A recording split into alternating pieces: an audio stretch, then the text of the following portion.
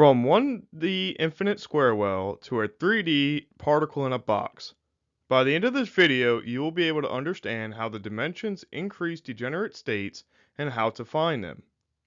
In this question, which is 4.2, we look at the use of separation of variables in Cartesian coordinates to solve the infinite cubical well where v of x is equal to 0 for x, y, z between 0 and a, and infinite otherwise.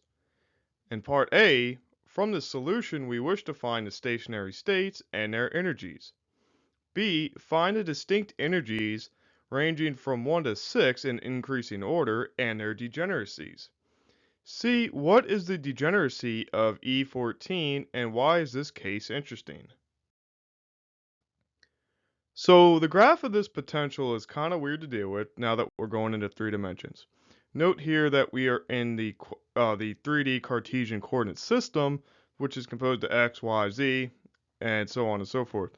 What we graphed before was the potential versus x, meaning that the potential was at infinity anywhere that we were outside of the well. Now we're in 3 dimensions. What we're saying is that all this outside space, that is where the potential is infinity. And only inside this small containment are we at a potential that is 0. And so what this is going to do for us is we need to look within inside of this box here, hence particle in a box, and see what the solutions do there. Because we know that the wave functions can exist and we're not normalizable and all that other fun stuff we covered in chapter 2 and 3, where the v is infinity. Note though that this is not always a symmetric box, so to speak, meaning that it's not always length A, and A. This could range from Lx, Ly, Lz. So be careful and just realize that the approach is what we're aiming for, not necessarily the dimensions of the box. So with that, let's go ahead and dive on in and see what else is in store.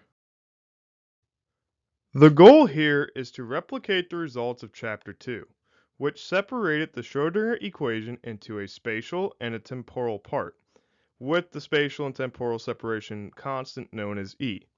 This is what led to the time-independent Schrödinger equation that we have come to study in great depth in chapter 2.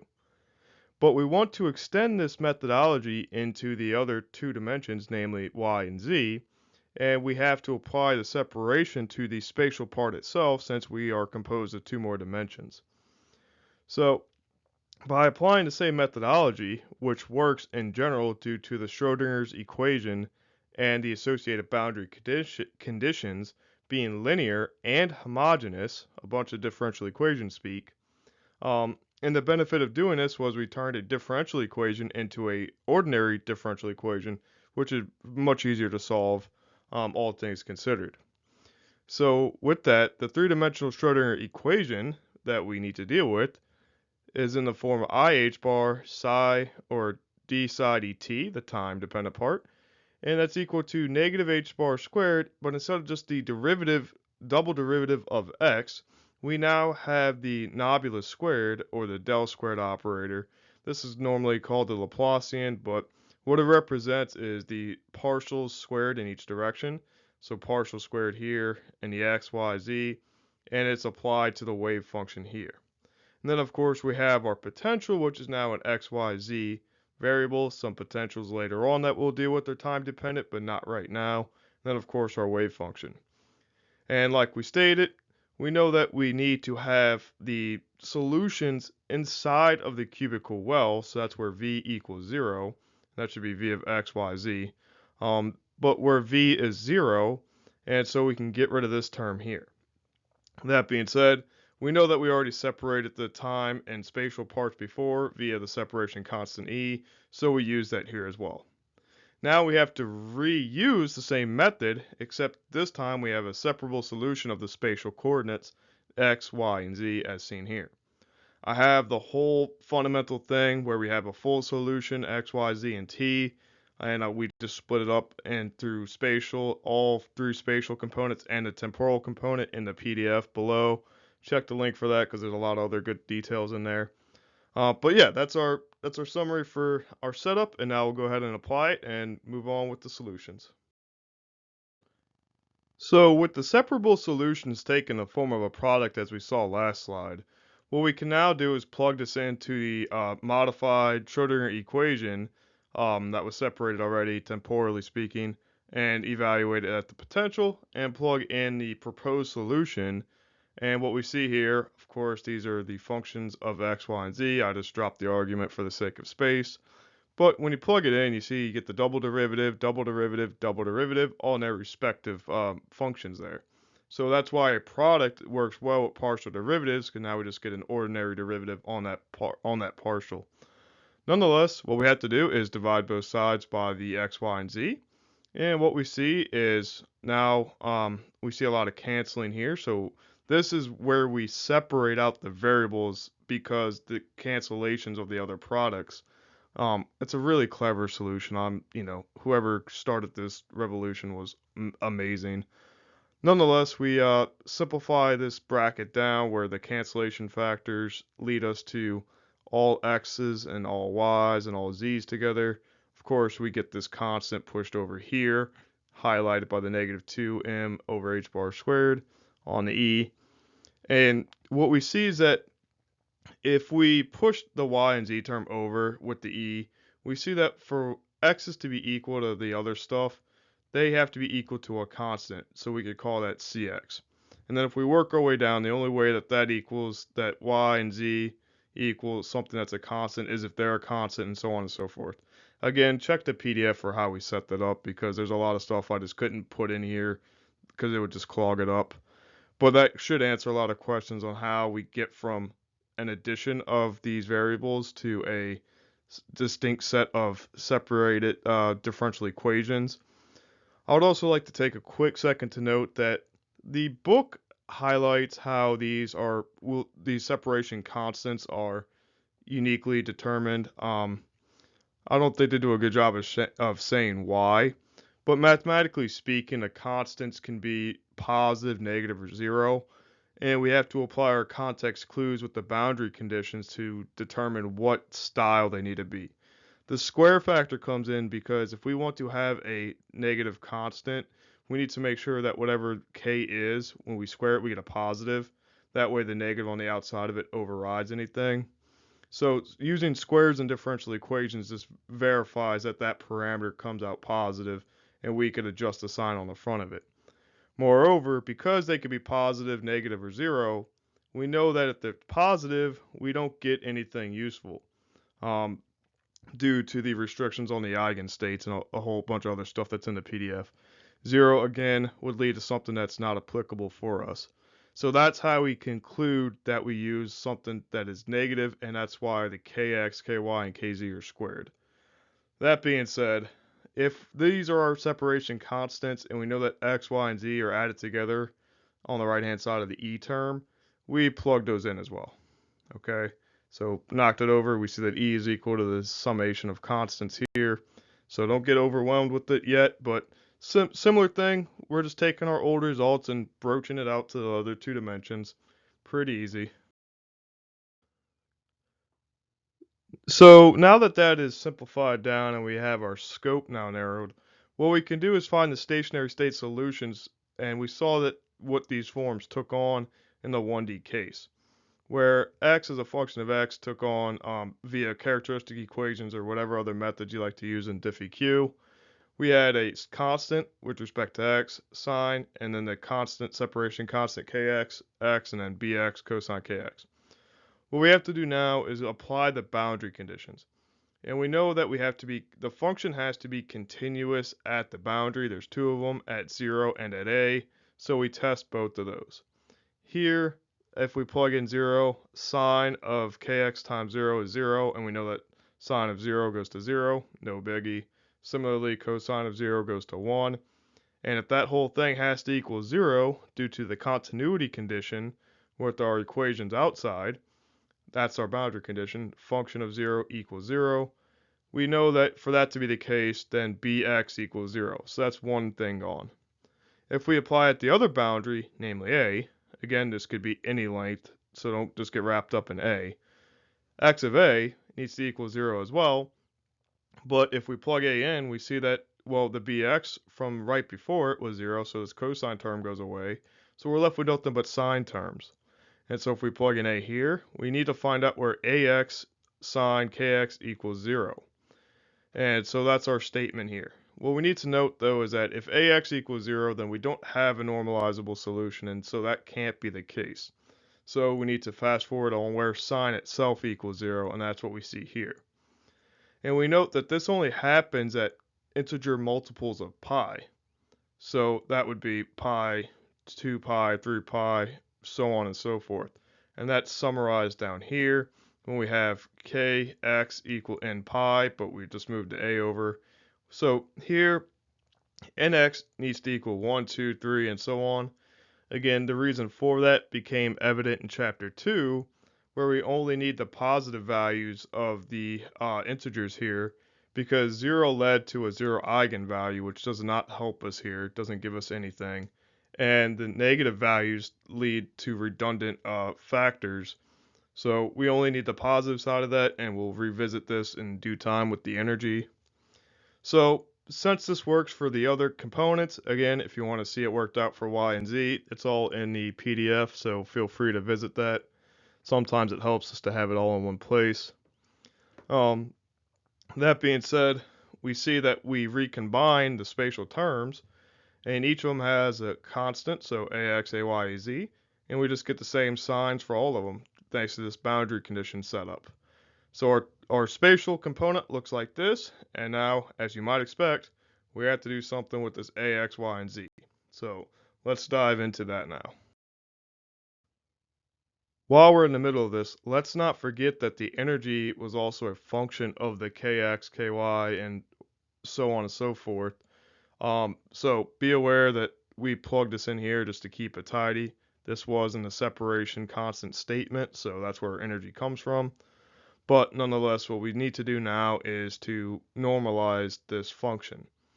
And we see that since this is a cubical well ranging from 0 to a on all boundaries, and we know that we just need to take this psi star psi or psi squared, we see that we get x squared, y squared, z squared, and the differential volume, which is dx, dy, dz, a cube, easy to deal with. Fubini's theorem allows us to split these up one by one, thanks to the limits on the integrals not being functions, so thankfully we're good there. And we just replicate the 1D result. We know that the sine squared here led to an a squared, the sine here led to an a, and then the sine here led to an a over 2. Again, if we call that the x, y, and z factors out front were a, then we lead to an a squared total here. So just keeping up with notation. Here, then, of course, if we solve for the fact that this is equal to 1, we see that a is a over 2 to the negative and 3/2 power, and then we see we just flip this when we find the solution. So nothing too bad there.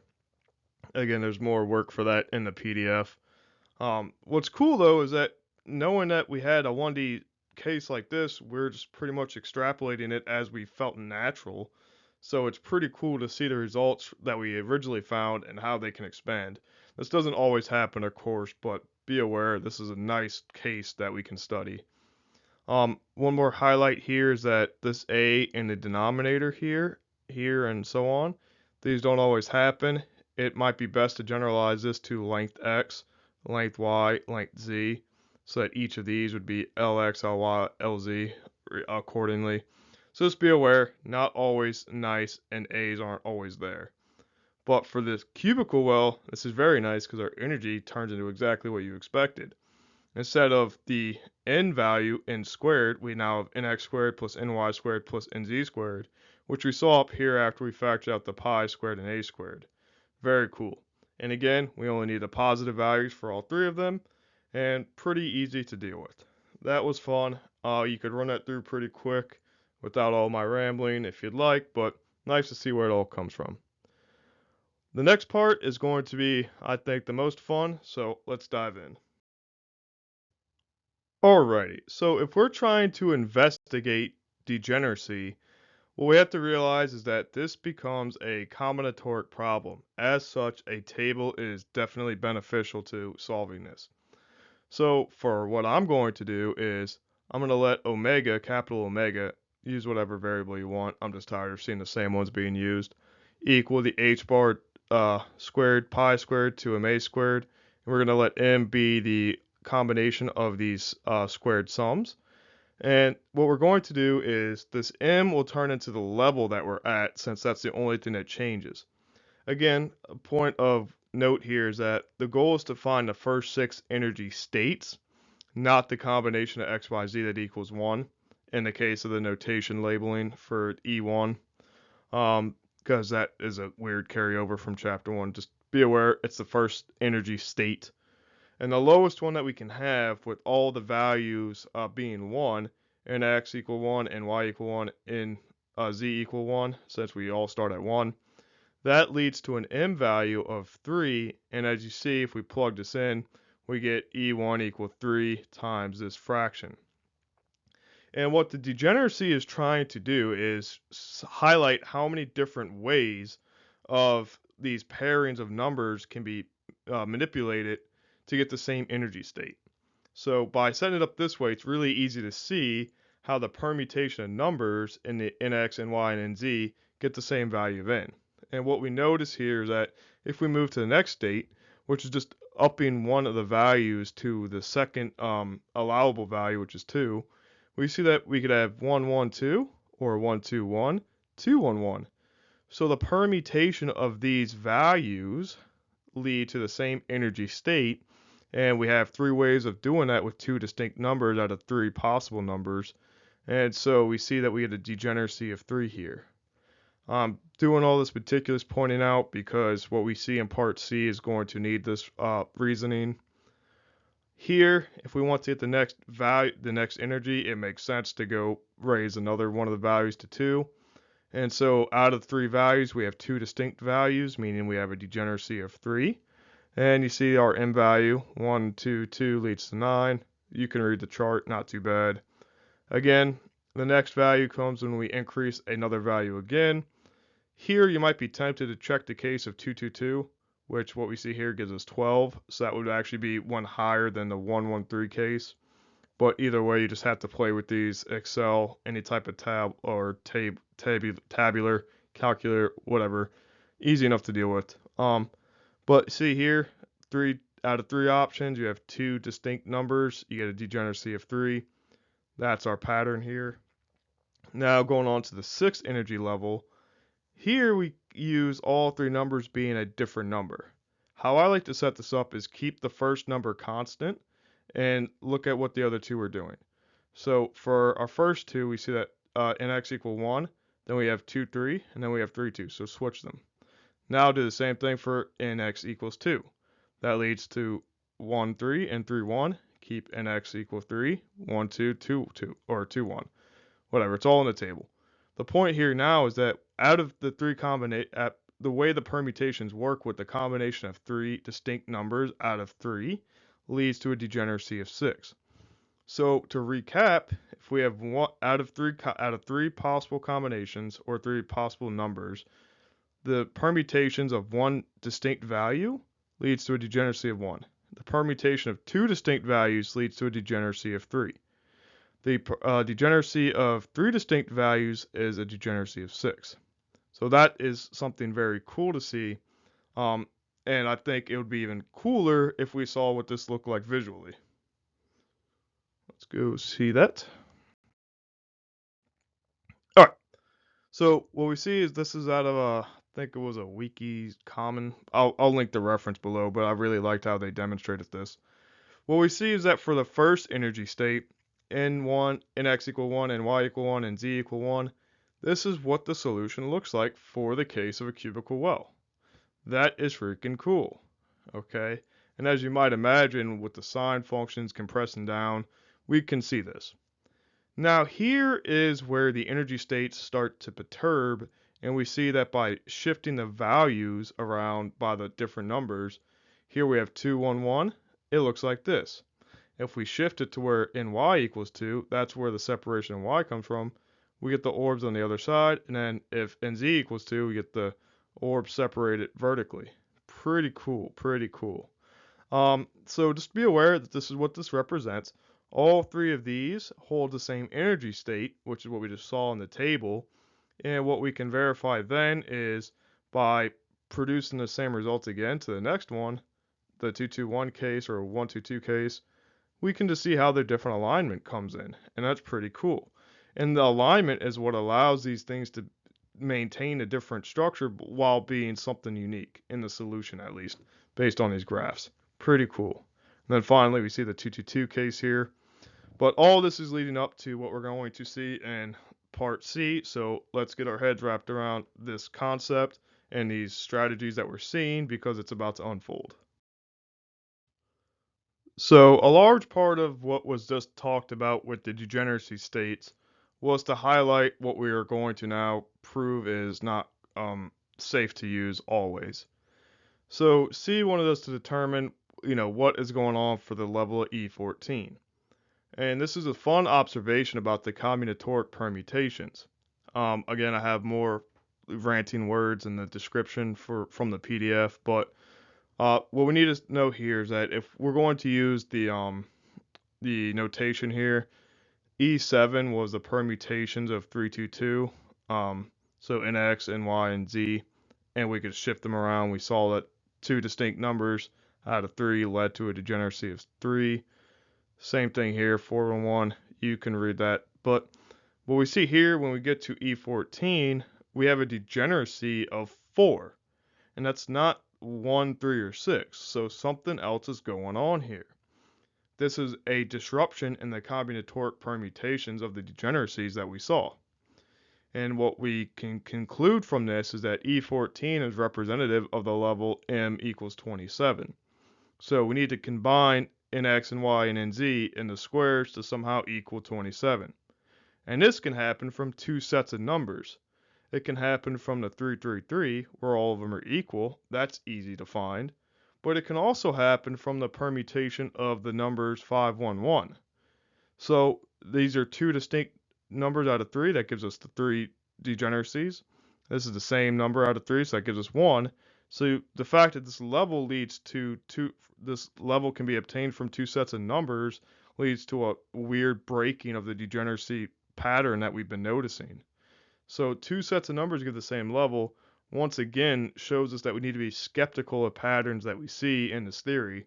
And if you've taken any time with combinatorics before, that should be something not new. But nonetheless, it's really weird to see, and we just have to proceed with caution in a lot of these things. Thank you for watching. I hope you realize now what the degeneracies are and why we had to talk about them in a little bit of an abstract sense in a one-dimensional case, because in the 1D case they don't occur due to the limitations on the domain that we're in, mainly the fact that we're only in the X. But now that we see we have multiple more dimensions, we have a way to get numbers the same via that square relation. So pretty cool to see, but again, be wary.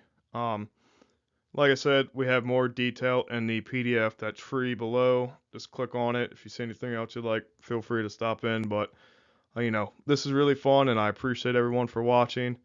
Until next time, stay curious and happy learning.